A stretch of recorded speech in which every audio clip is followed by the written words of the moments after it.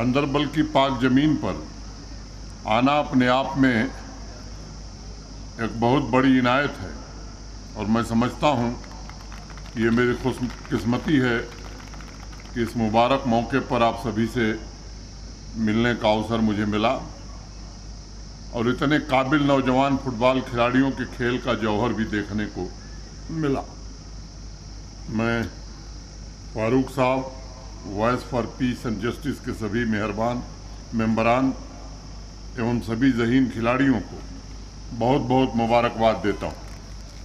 अभी जो मैच सामने खेला गया, जो विजेता हैं उनको मैं बधाई देता हूँ और जो उप विजेता हैं मैं समझता हूँ बहुत ही उत्कृष्ट प्रदर्शन उन्होंने किया।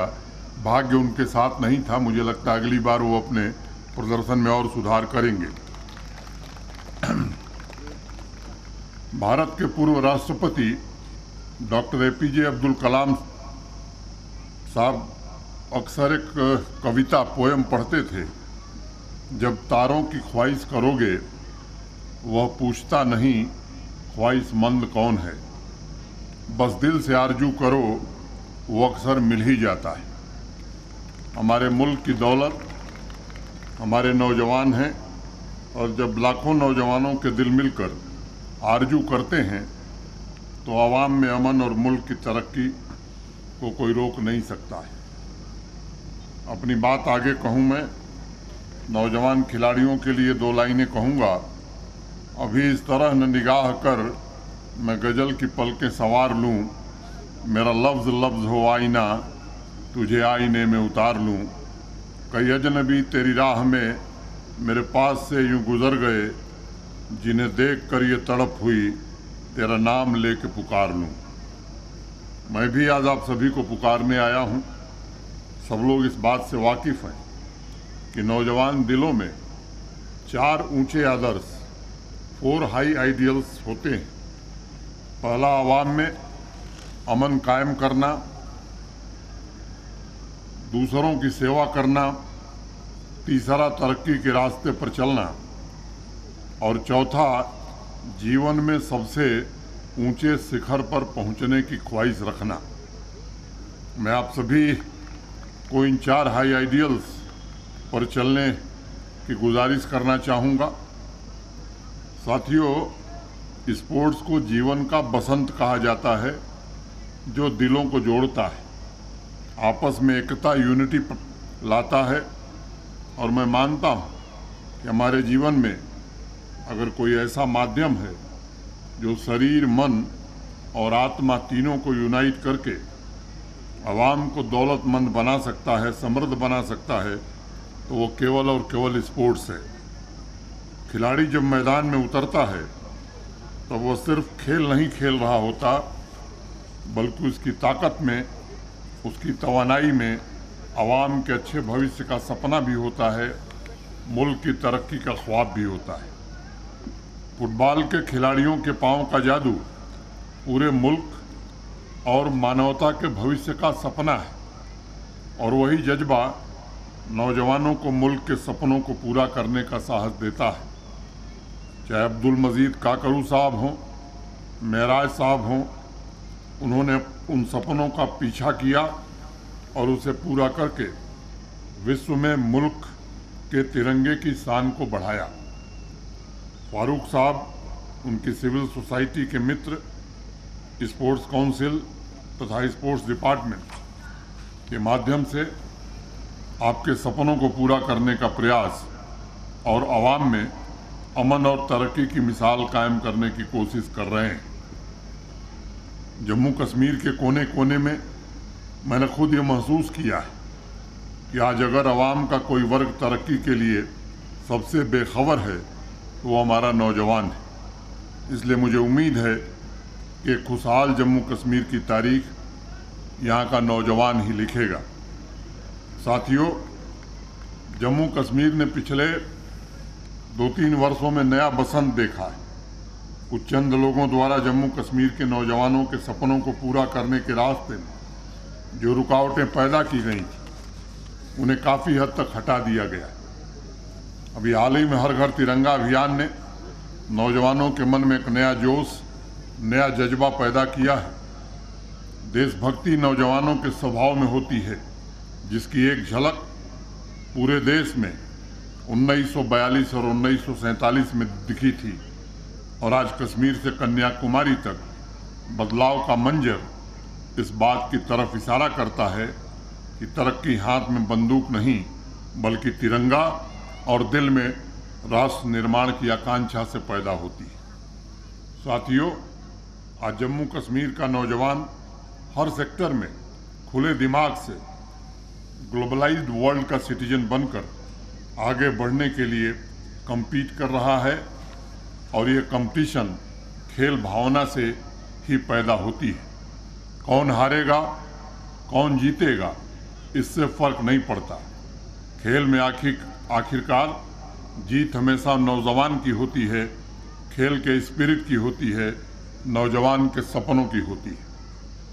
मुझे बताया गया कि प्राइम मिनिस्टर डेवलपमेंट प्लान में जो स्पोर्ट्स इंफ्रास्ट्रक्चर जम्मू कश्मीर में बनना शुरू हुआ तो सबसे पहला इंडोर स्टेडियम यहीं गांदरबल में बना था।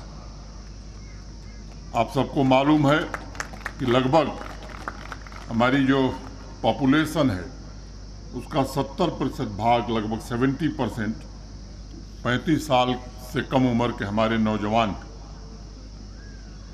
मैंने देखा है कि अलग अलग आबादी के लिए 20 से 30 कार्यक्रम चलाए जा रहे हैं। नौजवानों के लिए भी कोशिश हो रही है कि समर्पित भाव से नौजवान भी कार्यक्रमों में भाग ले सके। नौजवान के इंगेजमेंट और आउटरीच एक्टिविटीज़ के लिए डेडिकेटेड एक डिपार्टमेंट बनाया गया है, मिशन यूथ, जो नौजवानों को एम्पावर करे, उन्हें इनोवेशन, अमन, तरक्की का रास्ता बतावे। यूथ एंड स्पोर्ट्स डिपार्टमेंट और स्पोर्ट्स काउंसिल भी यहाँ के युवाओं को स्पोर्ट्स एम्बेसडर बनाने में मदद कर रही है और भारी से भारी संख्या में नौजवान खेल में हिस्सा ले सकें, इसकी कोशिश की जा रही है। मोटे तौर पर 6 थीम पर यह अभियान चल रहा है, जिसे मिशन यूथ के नाम से हम सबने शुरू किया है। Livelihood generation program, skill development, counselling, sports, recreation और फाइनेंशियल असिस्टेंस, इन सभी 6 क्षेत्रों में एक नए प्रकार की शुरुआत हुई है। पिछले फाइनेंशियल ईयर 21-22 में 1,76,000 नौजवान बच्चे बच्ची इंटरप्रेन्योर बने। आज वो लोगों को नौकरी दे रहे हैं। हम ये सुनिश्चित करना चाहते हैं कि किसी नौजवान को फाइनेंस तथा ट्रेनिंग की कमी न हो। विभिन्न कार्यक्रमों में पिछले वर्ष 1840 करोड़ रुपए की आर्थिक मदद मुहैया कराई गई थी। स्पष्ट रूप से निर्देश दिया गया था कि नौजवानों की आर्थिक मदद के लिए किसी तरह का कोई कैप नहीं होगा। आज हमारा नौजवान नए नए सेक्टर में अवसर तलाश रहा है और प्रशासन को भी फीडबैक मुहैया करा रहा है कि साहब इस सेक्टर पर अगर ध्यान दिया जाए तो बेहतर होगा। इसी महीने गांदरबल के ही एक नौजवान पीरजादा विकार शाह ने मुझे एक पत्र भेजा था कि साहब हार्टिकल्चर की तरह अगर फ्लोरिकल्चर पर ध्यान दिया जाए तो उसमें भी इंटरप्रेन्योरशिप की तमाम संभावनाएं मौजूद हैं। मुझे पत्र पढ़कर खुशी हुई और मैंने आवाम की आवाज़ के प्रोग्राम में उसे शामिल किया और विकार शाह के सुझावों पर आवश्यक कार्रवाई हेतु निर्देश भी दिए गए। ये सिर्फ एक उदाहरण है कि आपके सपनों और आकांक्षाओं को पूरा करने के लिए और उस बात का ख्याल रखा जाता है जो आपके जीवन, आपके कैरियर को प्रभावित करता है और लगातार ऐसी नीतियां बनाने की कोशिश हो रही है जिसमें युवाओं की आवाज़ शामिल है। नौजवानों की डेमोग्राफिक पोटेंशियल को आत्मनिर्भर जम्मू कश्मीर का आधार बनाने के लिए स्किल डेवलपमेंट पर भी विशेष फोकस किया जा रहा है।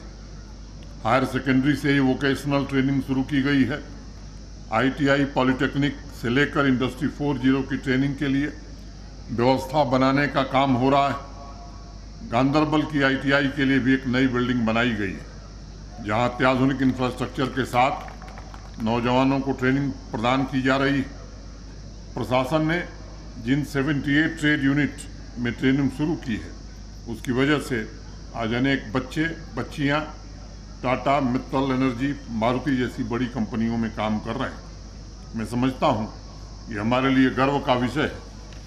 आज मिशन यूथ के अंतर्गत 16 ऐसी योजनाएं चल रही हैं जिसके माध्यम से नौजवान खुद का बिजनेस शुरू कर सकता है, आवाम के अपने लोगों को भी उससे जोड़कर उनके जीवन में तरक्की की नई रोशनी पैदा कर सकता है।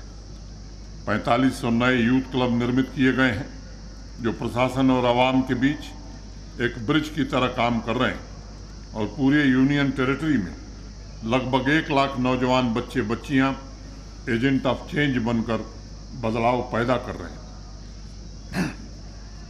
यूथ क्लब के मेंबर्स के एक्सपेंशंस के लिए प्रशासन की तरफ से 7 करोड़ रुपए भी दिए गए ताकि प्रशासन और उनके बीच संवाद में कभी किसी तरह का फाइनेंशियल कांस्टेंट न पैदा हो। मित्रों, इस मौके पर ड्रग एडिक्शन की बहुत बड़ी चुनौती का जिक्र भी मैं आवश्यक समझता हूं। इसने बहुत से नौजवानों का भविष्य बर्बाद किया है।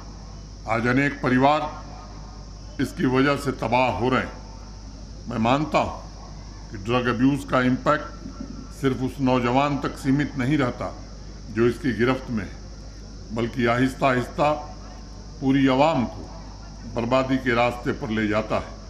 यूथ क्लब, समाज कल्याण विभाग, स्पोर्ट्स काउंसिल, स्पोर्ट्स डिपार्टमेंट, जिला प्रशासन, अनेक स्तरों पर प्रयास हो रहा है कि नौजवानों को नशे से दूर रखा जाए।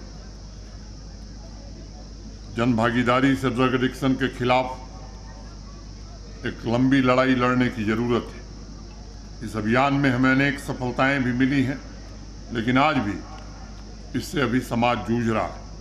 मैं हर एक नौजवान, आवाम के हर एक नागरिक का आह्वान करना चाहता हूं, इस अभियान में बढ़ चढ़ कर के हिस्सा लेने की जरूरत है और ड्रग फ्री जम्मू कश्मीर कैसे बने, इस पर सबको एक साथ मिलकर के काम करने की आवश्यकता है।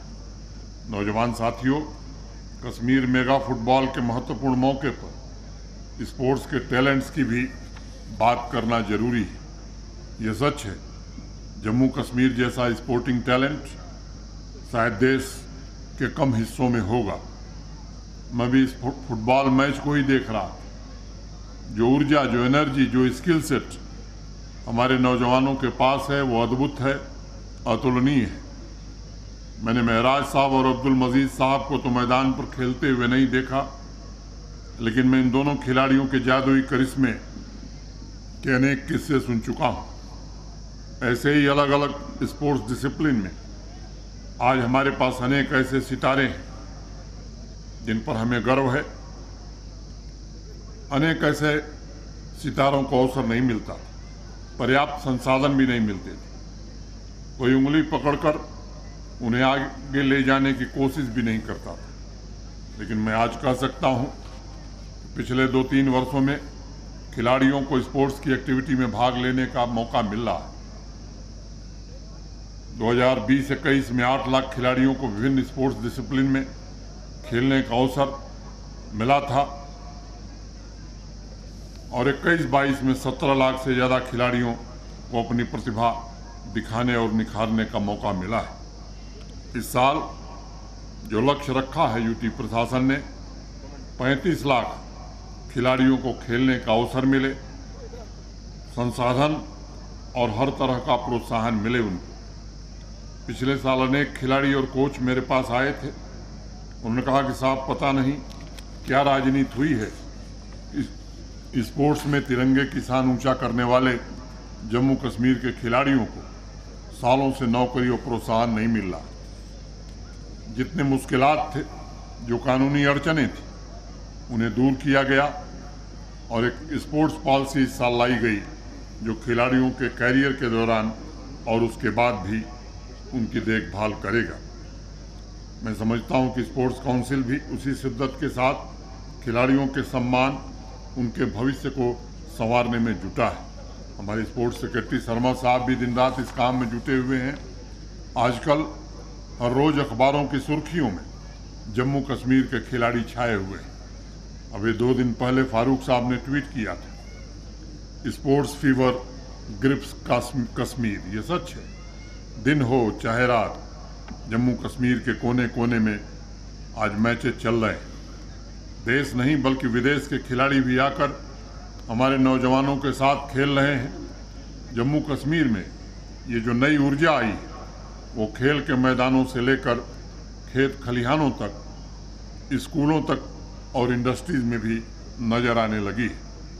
6 गुना रफ्तार से सड़कें बन रही हैं, 5 गुना रफ्तार से प्रोजेक्ट कंप्लीट किए जा रहे हैं। हर एक नागरिक के स्वास्थ्य रक्षा के लिए प्रशासन प्रतिदिन 2.25 करोड़ रुपए खर्च कर रहा है।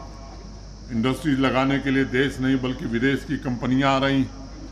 हर सेक्टर में जम्मू कश्मीर राज्यों की रैंकिंग में तेजी से टॉप 5 में पहुंच रहा है। गांदरबल में भी पंचायती राज संस्थाओं की रायशुमारी से आवाम की ज़रूरतों के मुताबिक 359 करोड़ रुपए का डिस्ट्रिक्ट कैपेक्स बजट पारित किया गया था और 850 प्रोजेक्ट्स पर काम चल रहा है।